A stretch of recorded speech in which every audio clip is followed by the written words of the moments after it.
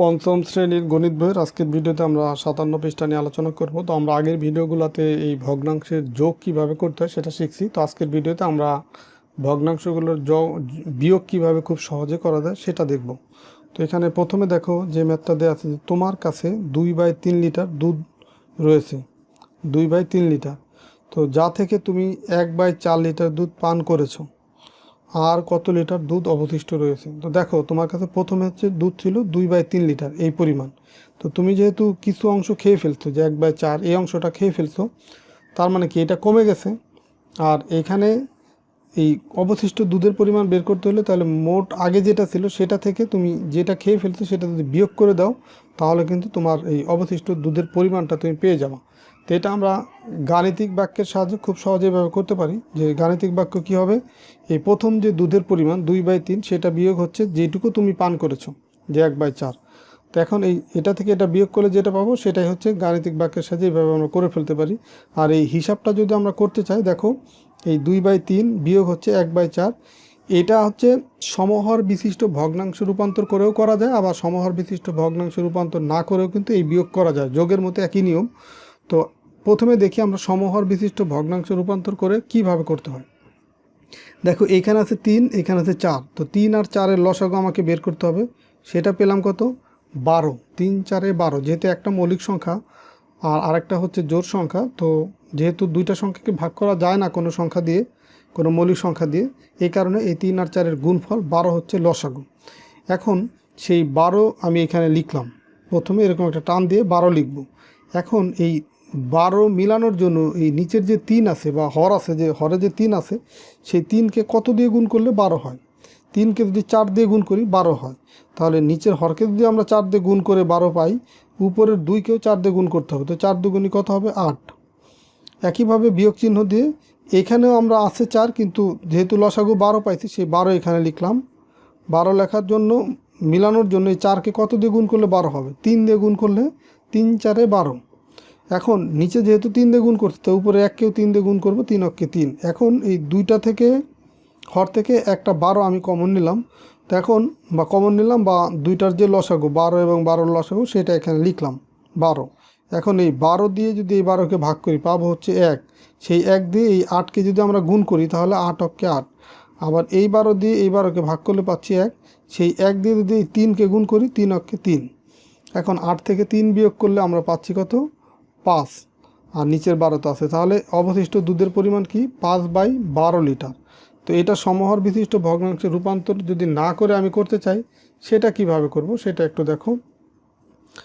তাহলে প্রথমে ছিল কি 2/3 বিয়োগ হচ্ছে 1/4। তো প্রথমে আমি এই 3 আর 4-এর যে লসাগু 12 সেটা লিখব। এখন এই 3 দিয়ে 12কে ভাগ করলে পাচ্ছি 4। সেই 4 দিয়ে এই 2কে গুণ করলে 4 দুগুণী 8। এই বিয়োগটা এখানে নিয়ে আসলাম। 4 12-র ভিতর যাবে 3 বার, সেই 3 দিয়ে 1কে গুণ করলে 3 অক্ষে 3। তাহলে 8 থেকে 3 বিয়োগ করলে পাবো হচ্ছে 5, আর নিচে হচ্ছে 12।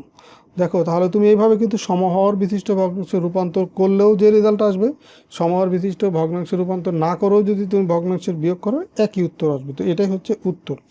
আর যদি তুমি এই মাত্রায় লিখে করতে চাও, তাহলে লিখবা যে এই যে দেখো আর কত লিটার দুধ অবশিষ্ট রয়েছে, তাহলে এখানে লিখবা যে অবশিষ্ট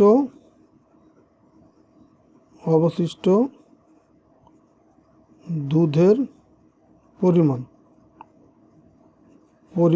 সমান সমান দিয়ে তুমি লিখবা হচ্ছে 2/3 বিয়োগ হচ্ছে 1/4। এরপরে তুমি এটা ক্যালকুলেশন করবা, অবশিষ্ট দুধের পরিমাণ সমান 2/3 বিয়োগ হচ্ছে 1/4। তারপরে যে যথারীতি যে এখানে যে দুইটা নিয়ম দেখালাম, একটা সমহর বিশিষ্ট ভগ্নাংশ রূপান্তর করে বিয়োগ, আর একটা হচ্ছে সমহর বিশিষ্ট ভগ্নাংশ রূপান্তর না করে বিয়োগ। তো দুইটার যে কোনো একটা ফলো করলেই তুমি এই রেজাল্ট কিন্তু পেয়ে যাবা, 5/12। এরপরে দেখো নিচের দিকে আরও কিছু ম্যাথ আছে। তো এই প্রথম যে 4টা ম্যাথ আছে, সমহর বিশিষ্ট করে বিয়োগ করা।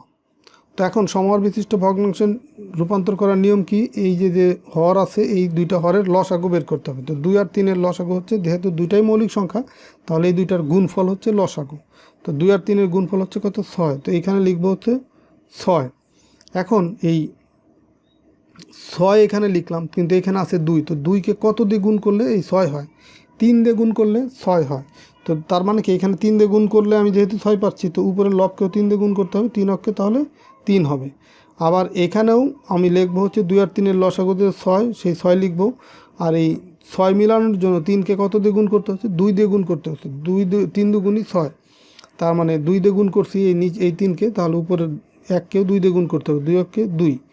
এখন দেখো এখানে 6 আছে, এখানে 6 আছে, দুইটা থেকে আমি একটা 6 কমন নেব, নিলাম সেই কমন। এখন এই 6 দিয়ে যদি 6কে ভাগ করি পাবো 1, 1 দিয়ে এই 3কে গুণ করলে 3 অক্ষে 3। আবার দেখো এই 6 দিয়ে 6 দিয়ে এই 6কে ভাগ করলে পাচ্ছি 1, 1 দিয়ে 2কে গুণ করলে 2 অক্ষে 2। তার মানে যদি হর একই হয় সেই ক্ষেত্রে এই লবের যে মানগুলো আছে সেগুলা বিয়োগ থাকলে বিয়োগ, যোগ থাকলে যোগ। এখানে যেমন বিয়োগ আছে সরাসরি 3 বিয়োগ 2, বা যোগ থাকলে 3 যোগ 2 করলে কিন্তু হয়ে যাচ্ছে। তার মানে 3 থেকে 2 বিয়োগ করলে এখানে হচ্ছে পাচ্ছি 1, আর নিচে আছে 6। তো এটা হচ্ছে 1 নম্বরের উত্তর। 2 নম্বর হচ্ছে 4 আর 5-এর যে লসাগু সেটা বের করতে হবে। তো 4 আর 5-এর ভিতরে দেখো 5 হচ্ছে মৌলিক সংখ্যা, তো 4 আর 5-এর ভিতরে লসাগু হবে তাহলে 20। যেহেতু একটা মৌলিক সংখ্যা, এই কারণে তোমার হচ্ছে বা বাকিটাকেও ভাগ করা যায় না ওই মৌলিক সংখ্যা দিয়ে, তাহলে এখানেও তোমার লসাগু হচ্ছে এই দুইটার গুণফল, 4 5 20। তো 20কে যদি 4 দিয়ে ভাগ করি, এই 20 মিলানোর জন্য এই 4কে কত দিয়ে গুণ করতে হবে? 5 দিয়ে। 4 5 20, তার মানে 4কে 5 দিয়ে গুণ করলে পাবো 20, তার মানে উপরেও 5 দিয়ে গুণ করলে 5 অক্ষে 5। আবার এখানে 5 দিয়ে যদি এইখানেও আমি 20 লিখবো, তো 20 মিলানোর জন্য এই 5কে কত দিয়ে গুণ করতে হবে? 4 দিয়ে, তাহলে উপরেও 4 দিয়ে গুণ করতে হবে, 4 অক্ষে 4। এখন দেখো দুইটা 20 থেকে একটা 20 কমন নিলাম, এই 20 দিয়ে এই 20কে ভাগ করলে পাচ্ছি 1, সেই 1 দিয়ে 5কে গুণ করলে 5 অক্ষে 5। আবার এই 20 দিয়ে এই 20কে ভাগ করলে পাচ্ছি 1, 1 দিয়ে 4কে গুণ করলে 4। তো 5 থেকে 4 বিয়োগ করলে পাচ্ছি 1, আর নিচে হচ্ছে 20। এটা হচ্ছে উত্তর।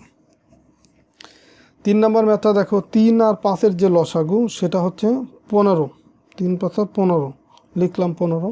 15 মিলানোর জন্য 3কে 5 দিয়ে গুণ করতে হবে, তার মানে উপরের 2কেও 5 দিয়ে গুণ করলে পাচ্ছি কত? 10।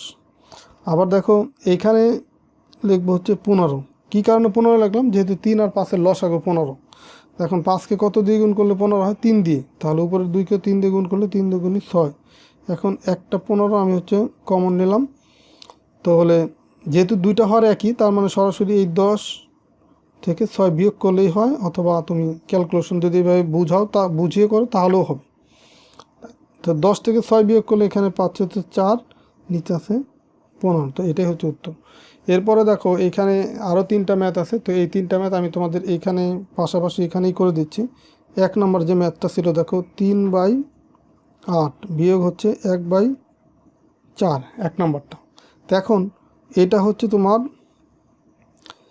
প্রথমে হচ্ছে 8 আর 4-এর লসাগু লিখতে হবে। তো 8 আর 4-এর লসাগু হচ্ছে 8, লিখলাম সেই 8। তো 8-8-এর ভিতরে যায় একবার, সেই মানে 8 দিয়ে 8কে ভাগ করলে পাবো 1, সেই 1 দিয়ে 3কে গুণ করলে 3 অক্ষে 3। এই বিয়োগটা এখানে নিয়ে আসলাম। 4 দিয়ে যদি 8কে ভাগ করি পাবো 2, সেই 2 দিয়ে 1কে গুণ করলে 2 অক্ষে 2। এখন দেখো 3 থেকে 2 বিয়োগ করলে পাচ্ছে হচ্ছে 1, আর নিচে তাহলে থাকে কত? 8। এটাই হচ্ছে উত্তর। এরপরে দেখো 2 নম্বরটা। 2 নম্বরটা আছে কি? 5/6 বিয়োগ হচ্ছে 3/8। তাহলে এইখানে হর আছে 6 আর 8, এই দুইটার লসাগু বের করতে হবে। 6 আর 8-এর লসাগু হচ্ছে তোমার 24, তো লিখবো হচ্ছে 24। আর 24 কীভাবে হলো সেটা এখানে দেখাই দিচ্ছি। দেখো এই 6 লিখবা আর হচ্ছে 8 লিখবা, তাহলে এই দুইটাকে 2 দিয়ে ভাগ করা যায়, এখানে পাবো 3, এখানে হচ্ছে 4।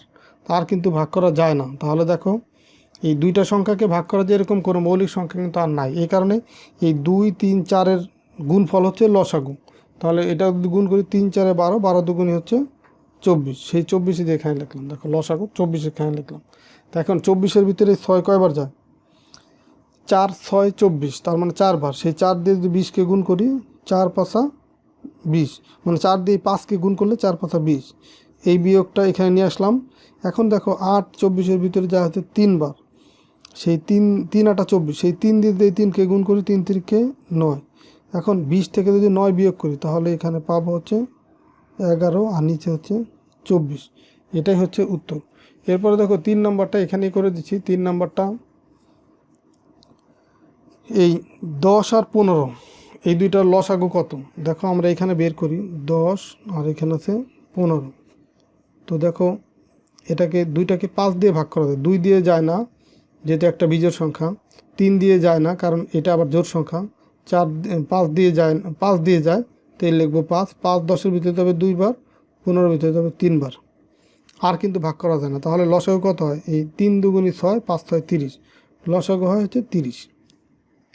লিখলাম 30। এখন এই 30-এর ভিতরে 10 কতবার যাবে, বা 10 দিয়ে 30কে ভাগ করি, তাহলে পাবো হচ্ছে 3। সেই 3 দিয়ে 7কে গুণ করলে 3 7 21। এই বিয়োগটা এখানে নিয়ে আসলাম। বিয়োগ 15 দিয়ে 30কে ভাগ করলে পাবো হচ্ছে 2। সেই 2 দিয়ে 4কে গুণ করলে 4 দুগুণী 8। তার মানে 21 থেকে যদি 8 বিয়োগ করি, তাহলে এখানে পাবো হচ্ছে 13। মানে 8 আছে কত হলে দেখো, এই 11 হবে।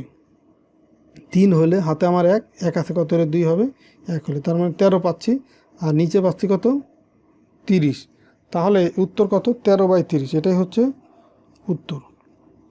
তো তাহলে এই ভগ্নাংশের যোগ এবং বিয়োগ দুইটাই কিন্তু একই নিয়ম, শুধু যোগ থাকলে এই যোগ চিহ্নটা বসিয়ে করতে হবে, আর যদি বিয়োগের থাকে তাহলে বিয়োগ চিহ্নর যে কাজ সেটা আমরা করতে হবে। তো আশা করি তোমরা এই 57 পৃষ্ঠা সবগুলো ম্যাথে বুঝতে পারছো। তো ঠিক আছে, সবাই ভালো থাকো, সুস্থ থাকো। পরের ভিডিওতে আমরা পরবর্তী যে পৃষ্ঠা 52 পৃষ্ঠা নিয়ে আলোচনা করব। আল্লাহ হাফেজ।